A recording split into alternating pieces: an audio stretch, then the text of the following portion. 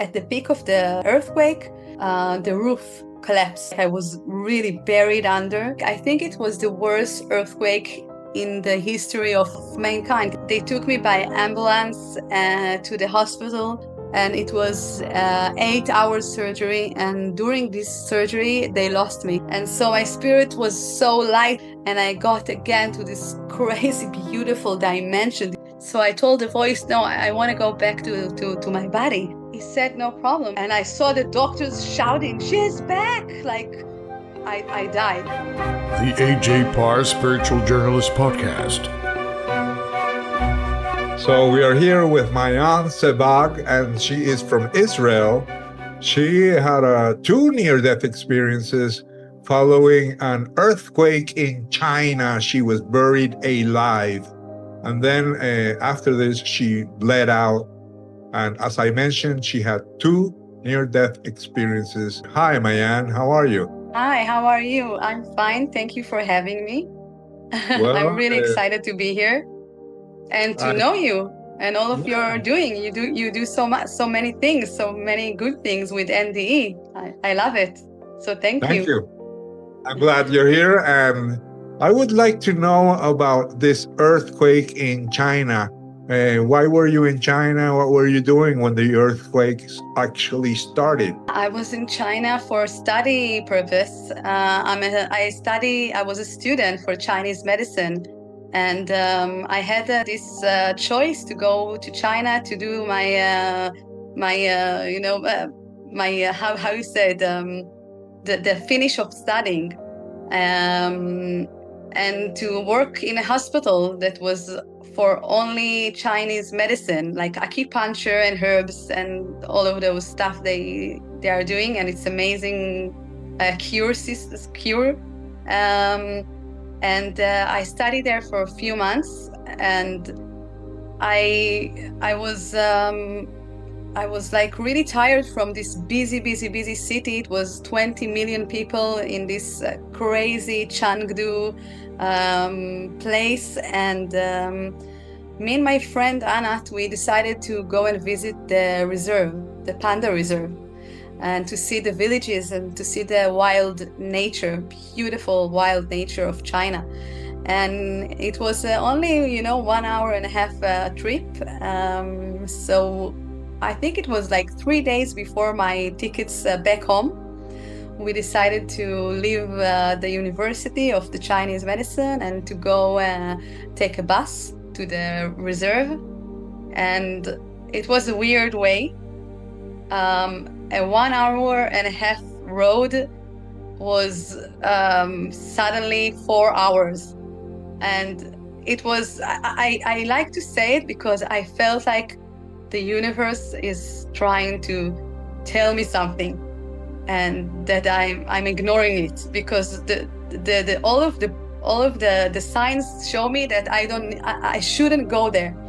And I even said to my friend Anat, maybe we shouldn't go there. Maybe the universe try to sign us something, trying to say something, and we are ignoring it. And my friends say, oh, you're too spiritual. You've been in India too long. I was in India before. And she said, let's go, let's have fun, let's go, don't worry about it. And 4 hours trip, we came to the reserve so tired, so hungry. We didn't plan the trip will be so long, so we didn't even eat at morning time. And we got there after 1 o'clock and 2 o'clock for lunchtime. And I was starving. And I remember that we came to the place, and already the weather was really weird. It was like, it felt like a storm is coming. Like the clouds were very gray, and the birds were like very unquiet. And it felt like storm is coming. And I told Anat, listen, the place is it's not pleasant, something is not right. Let's eat, like walk a bit and go back. And she agreed with me. She said, okay, yeah, you're right. And we got this recommendation for a beautiful restaurant. and on the riverside, and we went to the restaurant. We had like we ordered fish, and we were about to sit down, and I felt like something is moving, but I was sure it's like sugar drop, you know, like I'm dizzy from the road, and I was so hungry. I At the beginning, and I don't know if you ever experienced an earthquake. You don't really, yeah, you did.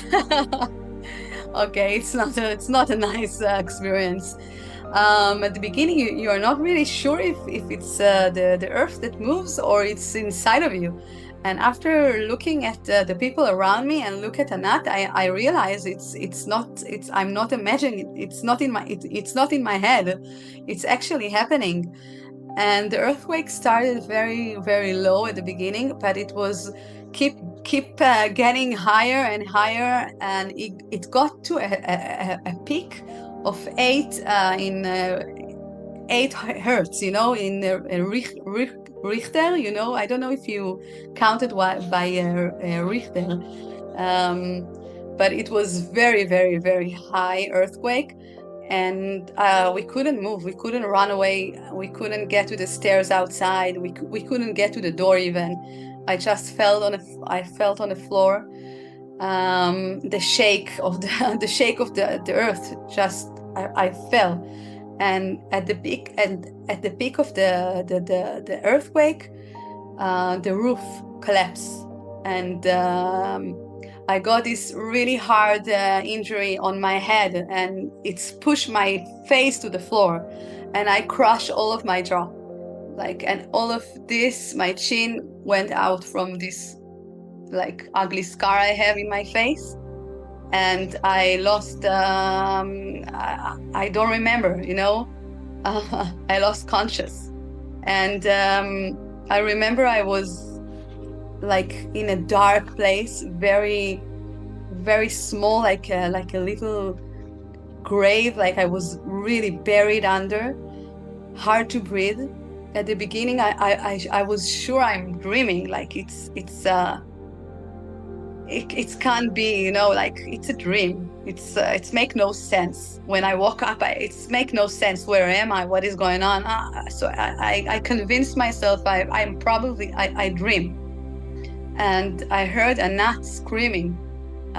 Somewhere near me, I heard her really scream. And I realized I'm not dreaming. It's actually happening. Something and I little by little start to remember what is going on. And what happened. I remember slowly the earthquake, how I felt, how the roof fell on my face. I felt something is crawling on my face, and I was starting to push it, and then I realized it's blood. All of my mouth is full of blood, and I heard Anat shouting, "Help us, help me!" And I wanted to shout as well, and I was trying to shout, and I lost my voice. I got a really bad injury also in my throat, so my vocal voice, I couldn't express a word. Also, my tongue was out, because the tongue it's connected to the chin. It's so weird, and all of this was broken and out from here. So I couldn't shout for help. I couldn't speak. It's been a few minutes, few hours. I really can't say how long was it. As you can see, this is an image from the earthquake in China. Nothing left standing. It was such a bad earthquake. I think it was the worst earthquake in the history of mankind, human, you know, of the history of mankind. Everything was ruined. It was 95% of the building was totally ruined. I will share with you some details. Also, it was 90,000 casualties. In this number, 20,000 of them are children in school. as you can see. Also, you asked me before, can I show you the restaurant that fell on me? So this is the photos I have. Like, you can't even understand what do you see. You can't even make a difference between a restaurant and a house. Everything was ruined totally. And this is a memorial of the school that 20,000 children were under the ruins, and they couldn't take their body out. The school was just crashed, like we call it in the professional language, a cake layers. All of the school came down and crashed like a cake. You can't get anyone out of there. So they just made a memorial place from the school, and this is a photo from that moment place. And this is me after getting out from the wreckage. I will tell you more about it. You can stop sharing. So under the ruins, I felt this voice inside of me, and I had this I felt like a fight, like a war is getting, like something is happening inside of me, like a war between voices. I had this voice of this despair, like a voice of unhope and despair and pessimistic voice that told me inside of me, you will not be rescued. You can't even shout for help. They will never find you under the ruins. How can they find you if you can't shout? And I had another voice that was like fighting, and that says, I can do it. You can do it. You can do it. You are strong. You can get out of here. You can find the light. You can overcome it. You are strong. And I remember this like a war inside of me. Which voice should I listen? And as I chose to listen to the other voice, maybe we can call it the dark voice, my energy went lower and lower, like my energy went down. And when I decided to believe the other voice that says I will get out of here alive, my energy lift up and up and up, and it was an amazing thing to notice, like how when we listen to one voice inside of us, or a thought or emotion that rise up inside of us, and how we give power to those voices or to those thoughts or emotions, how it affects everything inside of us. It affects our energy, it affects our strength, it affects our motivation. And in my book, I write a lot about those voices, because I think I had a lot of parts that I needed to choose the voice. Which voice should I trust? And we will continue, and your viewers and our viewers will understand more about the crucial voice that helped me in my NDE. So I will continue. Anat, I heard Anat is out from the ruins. They found her. She shouted a lot, and all of the Chinese people that was rescued from the restaurant, they lift all the ruins, and she got out. And she started to tell them where I am. She told them, you see, she's somewhere there. And they tried to find me. I was buried under a lot of stuff. And it took a few hours, and they lift, and they couldn't know where I am, until I saw this light getting inside my little grave. And I heard a voice, Mayaan, push yourself out, like reborn.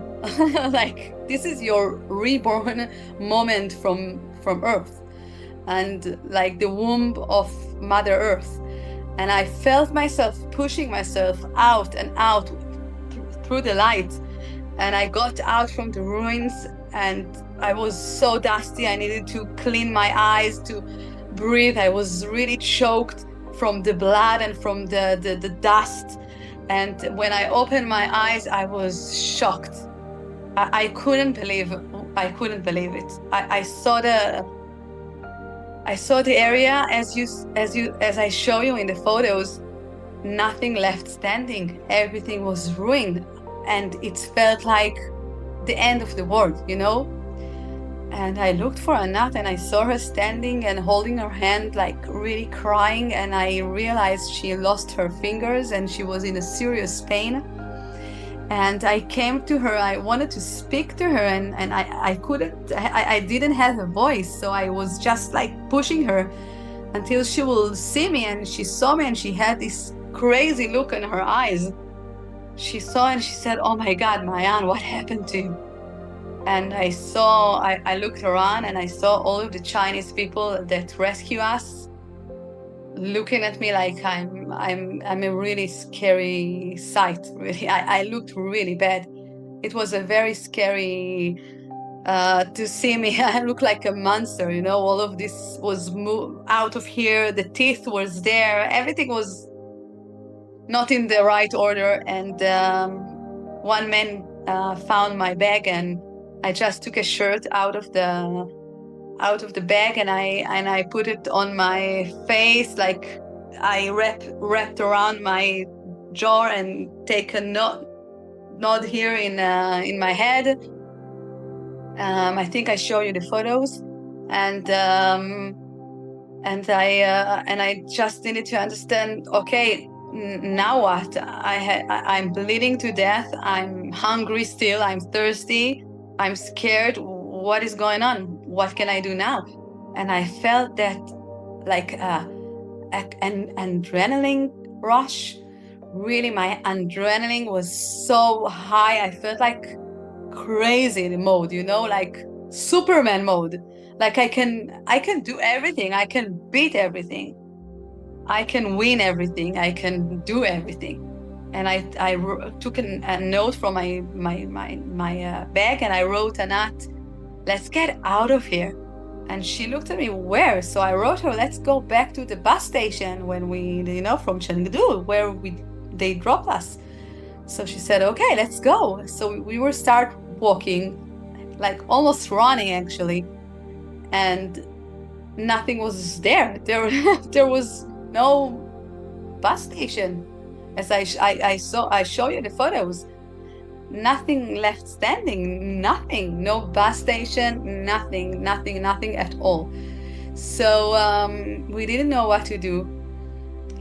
It was times that I felt so weak that I fainted, and Anat needed to like you know, slap my face and try to wake me up because I lost so much blood and I was so weak.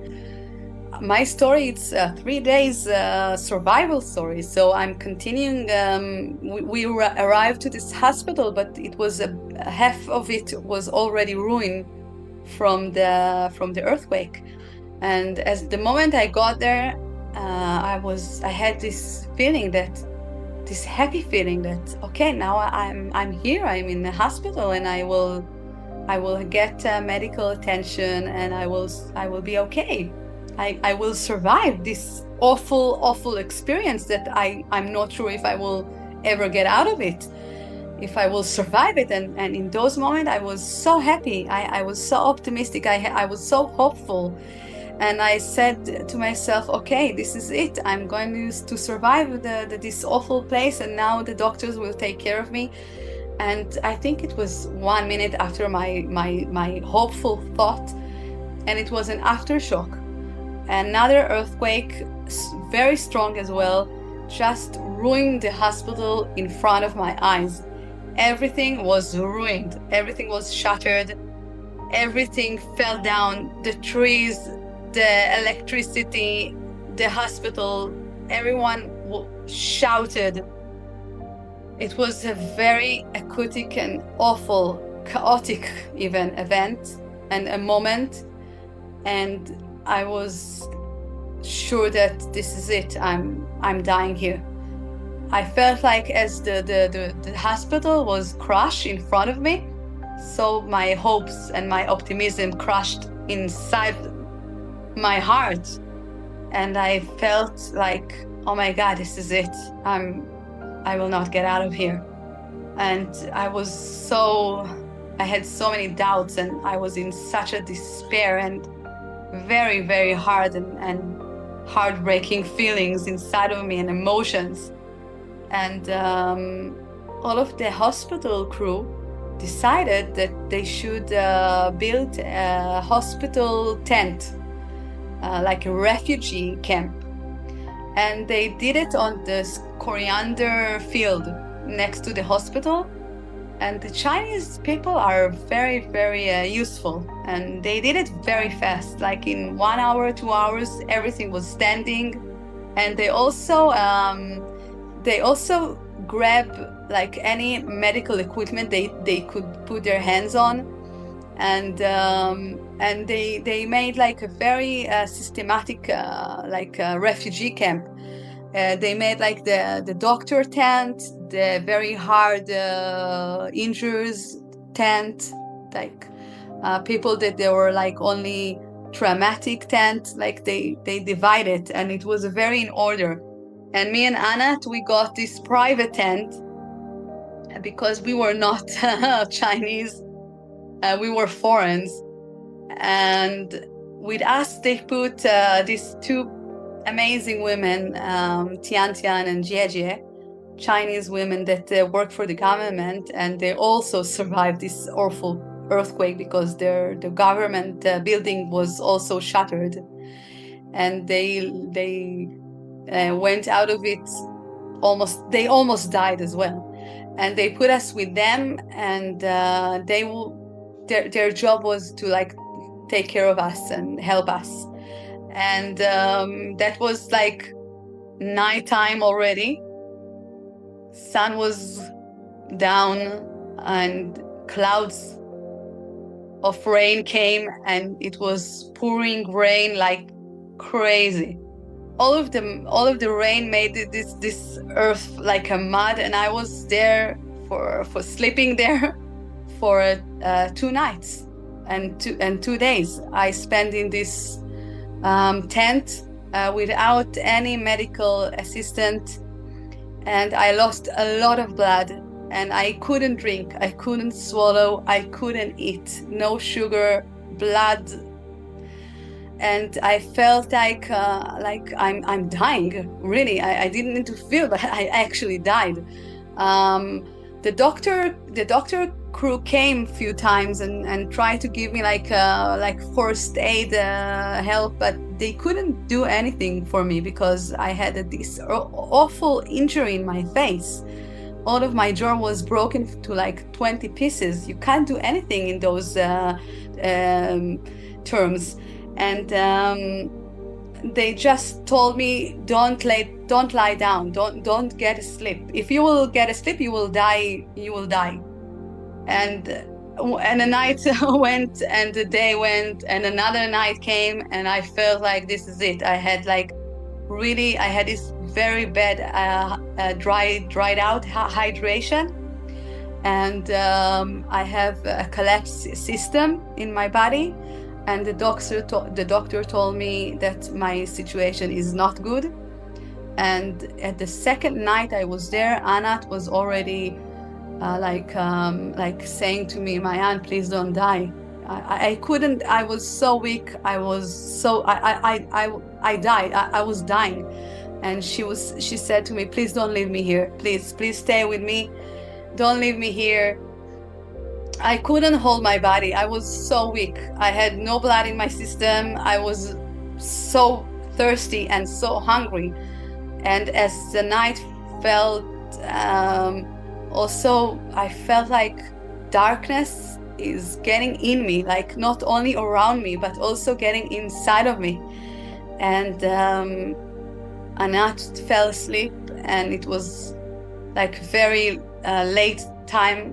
Everything, all of the camp became quiet, and I felt like my body is no longer holding me, or I couldn't hold my body. I don't know which one is holding which, but my body became like a part of the earth, and I was lifting up, like I was so light, and I felt like something is taking me up and up and up sucking my spirit up, and I'm so light and so gentle, and my body is so the opposite. It's so rough and groundy, and I look at the ground, and my body was one with the ground and one with the earth. And I was not that anymore. I was something else that was floating in the air, and went up and up and up and up, and it felt like a long time of floating up, until I got this area that it was a very dark area, very dark but not scary. It felt like home. It felt like a place I all of my life miss. And all of my life had this really want to go back there, you know, to it's like the home I never had, like the home I always miss. And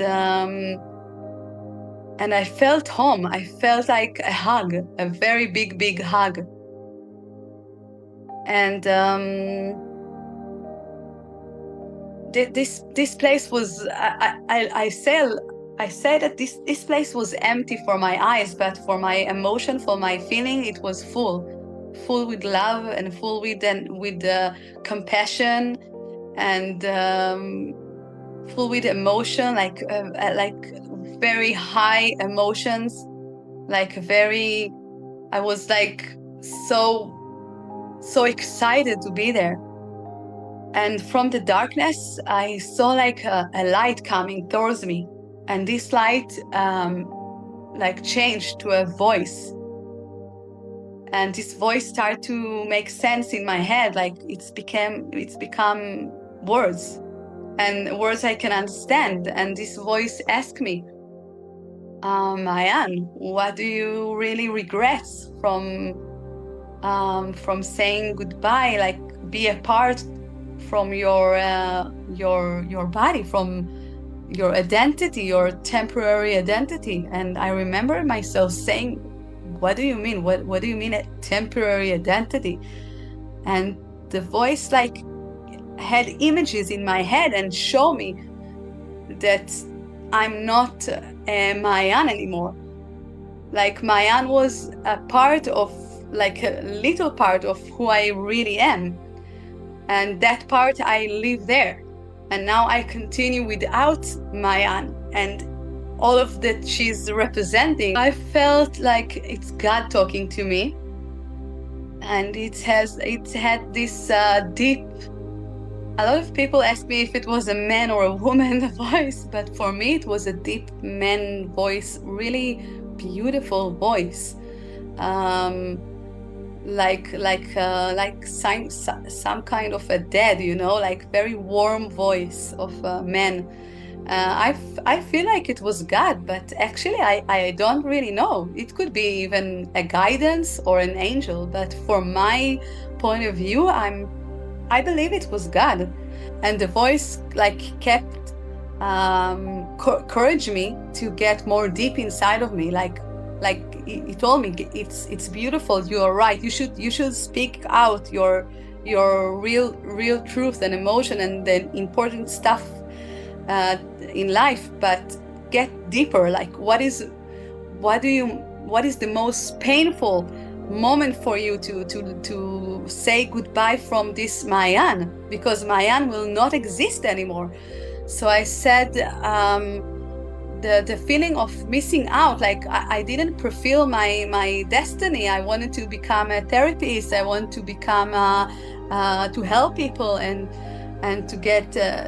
And he said, it's good, but get deeper, like the most painful.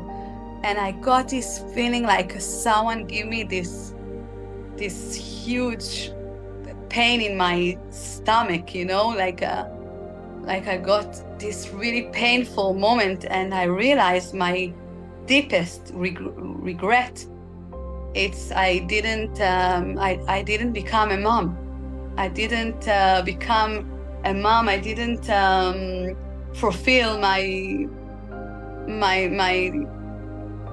woman ability to become a mom, and I didn't even left anything behind me. I'm leaving this Mayaan, and she's ending, and nothing will be left after it. And I never experienced this beautiful motherhood, to become a part of creation. You know, when we are parents, we are becoming part of the creator, part of creation. We create. And it was really painful for me. And the voice told me, okay, good, like take this deep emotion, this deep pain, this deep suffer, and use it to serve yourself. Use it for giving you strength to save your body. So, and he asked me, do you want to go back to this body, to Mayaan? And I said, yes, please, I need a second chance. I didn't fulfill anything. I'm still young. I was 27 years old, and the voice told me, okay, I will give you a second chance, but if you want to survive, you need to do exactly as I say. And I said, I'm listening. And the voice told me, gave me instructions. He said, do exactly as I say. When the sun will rise, the rain will stop, and you start walking. There will be people that will help you, and there will be people that will try to stop you. Believe in me, listen to my voice, believe in what I'm saying, and rely on me, and you will survive. And the voice gone, the dark dimension gone, and I was back into my broken body. And I walk, I opened my eyes, and I was, wow, oh my, I can't believe I had this crazy experience. And I felt like I was recharged, you know. I had like I was like 0% energy in my body, 0 strength, and suddenly I felt like I'm recharged, like I have now 100% energy, and I'm in a crazy mode. So I write Anat, let's go and rescue ourselves. And I look for the sun. The sun rise up. The rain stopped.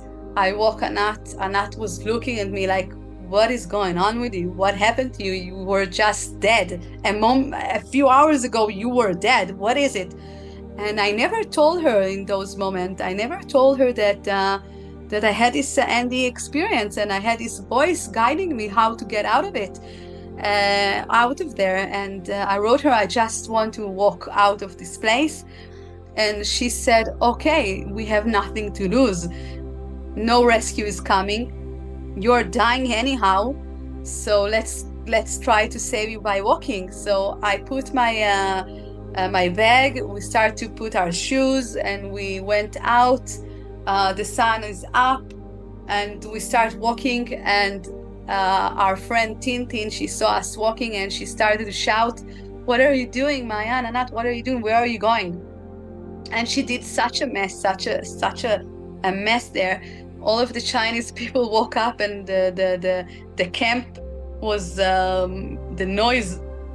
Everyone came to see what is the noise, and the doctor even came to see what is going on.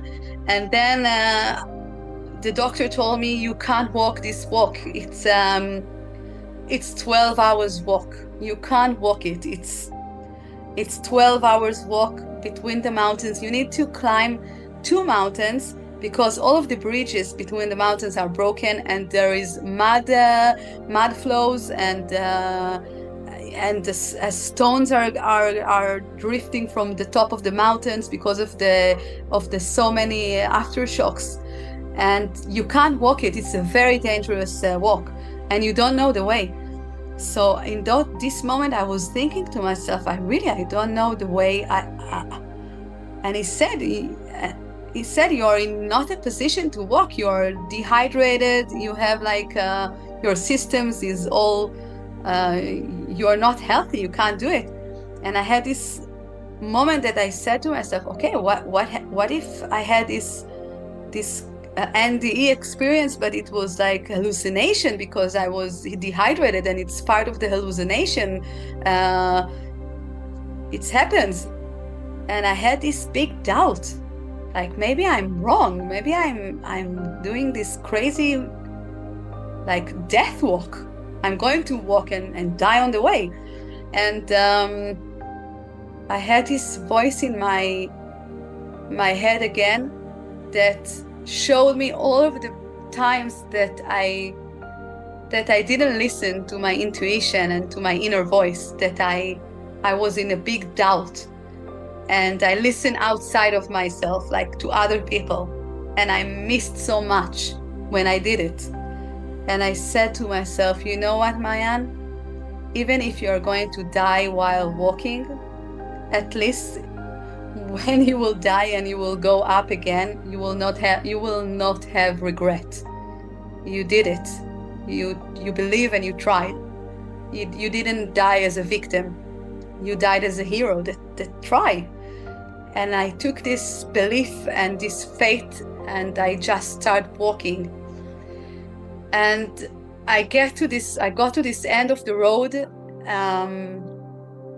I didn't know where to go. All of the road was shattered and trees was on the road. You cannot pass this road. And I didn't know where to go. So I sat on the ground on the road, and I was like breathing, and I saw those legs standing in front of me. So I look up, and I saw this Chinese guy that was looking at me, and he told me, do you need help? And I said, yes, I do. I need help. So he gave me his hand and he grabbed me up and he said, can you walk? And I said, yes, I can walk. I did with my head. Yeah. It was a very hard walk, 12 hours walk. And two guys also found us. So we finished those crazy 12 hours and I survived. They took me by ambulance to the hospital, and there they put me in a surgery, and it was 8 hours surgery. And during this surgery, they lost me. I died on the table, like the surgery table. And I felt again my spirit is going up and up and up and up. And I couldn't hold my body. My body was too weak to have me, to have my spirit. And so my spirit was so light, and it wants to go up again. It's like a magnet that takes me up. And I got again to this dark, crazy, beautiful dimension, this round of darkness, but fullness, full of love and emotion. And the voice came again. And then he showed me this door, like it was like a round door. It's for me, it's looked like a moon, that it was half moon, and it started to get fuller and fuller and fuller, and a round light door. And he told me, do you want to go through this door, or do you want to go back to your body? And I felt like I want to go to the door, but I shouldn't, because I need to be a mother and to become so many things I want to achieve and accomplish, and I have so many things to do. I didn't finish my time on earth. I need to do stuff. So I told the voice, no, I want to go back to my body. Was this the same voice you had heard before? Yes, it was the same voice, yes. A beautiful, and full of love voice. But I told the voice, I'm so tired. I walked for 12 hours after 3 days without eating, without drinking, bleeding to death. I got up here, I can't do it anymore. My willpower is empty. I'm so drained. So he said, no problem. And he created this horse, this light horse. And I went with my spiritual form on the horse, and we ride together into my body back, and I will just walk up. And I saw the doctors shouting, she's back! Like I died. And they gave me this notebook to write if I'm okay, if I breathe okay, if everything is okay, because they did a very hard surgery. I have here, all of my face is metal. And the only thing I wrote, it's horse, the horse. And they thought I'm crazy. This is it. Like, she got crazy. What horse? We talk about the surgery. And I said, but the horse came, brought me back. I still have those papers that I write them, the horse. I have it in my, I have it here. And then I got out of the surgery, and I was slowly got back to my life. My parents came to see me in China, and they brought me back to my country, and I started, rehabilitation. How you say it? Yes, rehabilitation, rehab. Who was the first person you shared your story with, and how did they react? My first NDE with the voice that told me how to rescue myself, I did not share with anyone for like 9 years. My husband knew about it, but the horse part, I told immediately. My parents came to see me, my father actually, and I wrote my father and my friends. I had a horse. The horse part, I couldn't let it go. I was so amazed about the horse. I can't even explain. It was such a beautiful experience to ride through realms, through dimension. I had this crazy riding trip. And I wrote all the time about the horse. I told everybody really. But the first part about the voice, I was a bit ashamed because I was scared that, the doctors in my country, they said I need like psychiatry medicine. And I didn't want to take psychiatry's medicine. So I was scared to tell about the first voice. I was scared that they will say that I had this head injury and I lost my mind, So it took me a long time to tell about it. And slowly as I did a lot of also treatment, from post-trauma. I had this severe post-trauma. It took me a long, long time to get strong enough to tell the story without having this anxiety attack. And it took me a long time. I did a lot of to give the story like I do now with you. It took me so many years to do it. How did people react initially? Did they believe you? Did they reject that? They were amazed. Most of the people were amazed. They said this story, like everyone that heard the story, said it changed his life. Like it was such a crazy story. It's also, it's a miracle because you can't walk 12 hours after 3 days without eating or drinking and bleeding to death. I can't walk 12 hours now, when I'm healthy and chubby. Like I can't walk for 12 hours without drinking. I can hardly walk 2 hours. Like how did I do it? And from medical point of view, I'm a miracle. I'm unexplainable, and it's amazing story. It's really give people like the power to believe that there is miracles exist, and there is God, and there is a higher guidance, and yeah.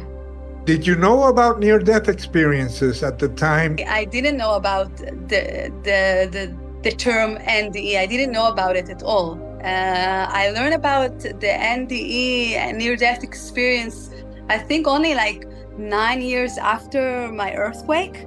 And when I heard about people telling those stories, I had this it encouraged me to say my story also. And it's like suddenly makes sense, I felt like now I understand what happened to me and what was this amazing experience was. It makes so much sense. It was like even a healing revelation, healing understanding that there is such a thing exists, and other people felt it and had this experience also. And I think it was major part of my cure process, a major part of being like cured. When did you decide to write your story? You published a book called Unburied. I couldn't speak for 6 months because of my mouth injury. So I was in silent for 6 months. It's crazy, I know. So I couldn't talk. So what I did with my psychologist, because I had this severe post-trauma, I wrote everything I felt, everything I saw, everything that was there, like, because I couldn't tell it, I wrote it. So that was the base of my book. This is why the book is so detailed, because I had, oh, I'm gone. Oh, sorry, one moment. Oh, okay. I had this everything written, and after I started 5 years ago, I started to write the book. I said, okay, it's a book material. A lot of people like encouraged me to write a book because I didn't want in the beginning. And a lot of people encouraged me also to lecture the story and tell the story out. And they said, it's like your duty. You must tell the miracle story. You must share your experience with other people. You can't hide from it. And so I got the courage and I sat and wrote. It took me 5 years to write it down, because it's very deep. It's a very deep book. I didn't, I don't know if you read it all, but it's very deep. It's very emotional. It's my thought there. I share a lot, and it took me a long time to get it out. It is very detailed. And where can people get this book? They can get it on Amazon. Amazon, yeah. Is there a final message you would like to share? Oh, I have so many messages. Let's share together. I think the most incredible things I learned from this experience that's really changed my life. It's really changed my point of view about life, about death, about our strength. That we are more powerful than we think, than we are taught. I think we are taught to believe that we are weak and that we need assistance from other people like doctors, lawyers, governments. And I think we are much more amazing and strong and even godly and divine that we know. And this is why I love NDE stories, because they share with us the understanding that we are more divine and more connected to the God parts of us than we are like taught to believe here. I think we are not using our abilities as we should, and we should believe more in our health, in our abilities, in our strength, in our intuition, in our inner voice, to connect more to our inner guides. And I really hope if everyone will do it, we will have a better world, amazing world together here. It will change the whole world if we will do it. If all of us will connect to our intuition, to our beliefs, to our belief that we are divine and we are strong, and that we have this amazing willpower that can overcome anything, any fear, any struggle, any challenge. We can overcome everything if we have this really deep willpower that we connect to. And so this is my most amazing, because think about it, I walk 12 hours with an empty body. For science, it makes no sense. It's impossible. But I'm a proof that our body is much stronger than we think. We don't even need to eat so much. I think all of the eating method, we eat 3 days, 3 meals a day, a lot of animal protein. I think it's weaken us. We need to live more by like eating more vegetables, fruits, and become more light, and another thing that I understood that we are not alone. We have. Sorry. Yes. Yes. If someone is afraid of dying or recently lost a loved one, what would you say about death? People say that death is the end. What would you tell that person? Death is for sure not the end. It's the end of one part of us. It's true. It's the end of one layer of us, but it's not the end of all of us. I do believe we reconnect with our loved ones, and that we have this mission, that this is why we are incarnate, because we need to have this mission done. We need to all the time like wake up to this memory that we are a divine internal spirit, like souls. And this is like, I feel like this is the forgetness word, you know? The moment we get here in this world, we forget everything. And our journey, our purpose, is to remember our divine parts, remember our guidance, remember our strengths. And we need to fight so many voices of logic and science and everything that pull us away from this knowing. And people that dies, they continue their mission.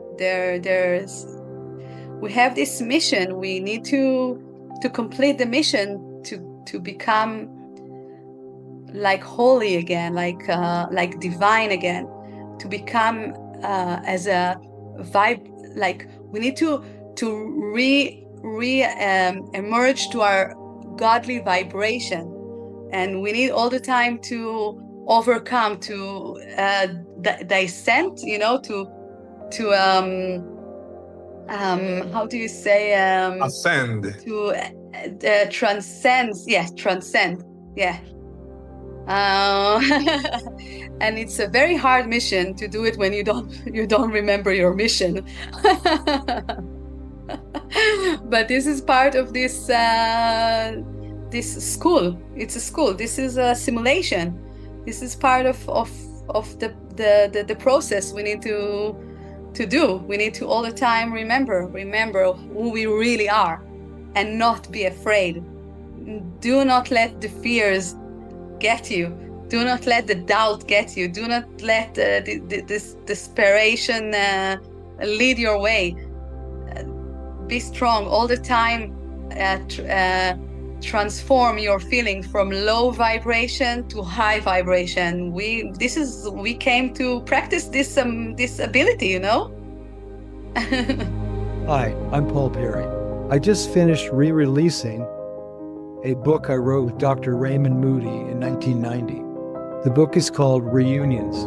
I want to thank AJ Parr for helping with the technical aspects of doing this book, doing the layout, and he had great advice on how to do a new cover, which he did, and it's beautiful. And all the technical aspects of reissuing a book, and how to use Kindle Direct, which is a wonderful service, and communicating with Kindle Direct. But he was also more than that. His moral support. He would read through the book, he would fact check, he did proofing for the book, and he made a number of really brilliant suggestions for editorial changes. So I highly recommend working with AJ Parr, and I'll be doing more books with him in the future. So thank you, AJ. I'll be dealing with you a lot more. If you're interested in publishing your book in Amazon, contact me, and my publishing team and I will lend you a friendly hand. Send your email to ajparbooks@gmail.com. That's ajparbooks@gmail.com.